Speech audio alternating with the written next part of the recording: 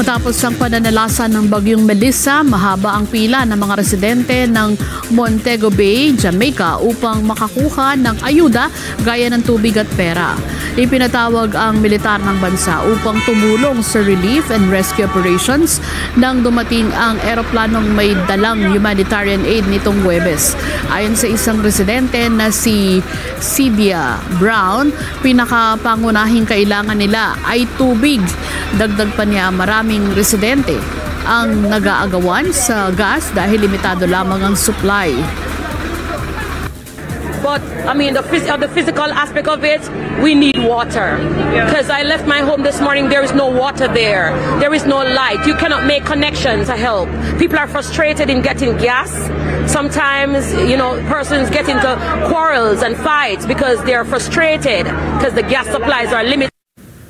Inilarawan naman ni World Food Program Caribbean Director Brian Bogart na tila nagkaroon ng apocalypse at pagsabog sa lugar dahil sa sitwasyon na kanilang inabutan. Karamihan sa mga residente ay gulat at hindi pa nakaka-recover sa pinsalang idinulot ng bagyo.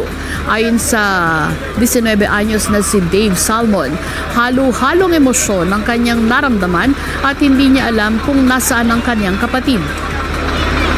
I feel very sad and it's a mixed emotions.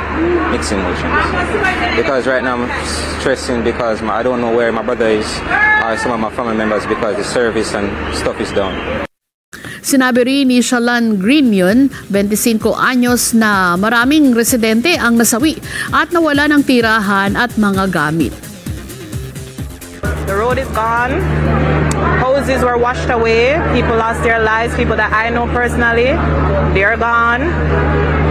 People lost their vehicles, clothes, all type of stuff. Sa ulat ng Jamaica Information Minister, umabot na sa 19 ang nasawi at maaring maragdagan pa sa mga susunod na araw. Ayon sa US forecaster AccuWeather, ang bagyong Melissa ang ikatlo sa pinakamalakas na bagyo sa Caribbean na nag-iwan ng bilyong-bilyong halaga ng pinsala.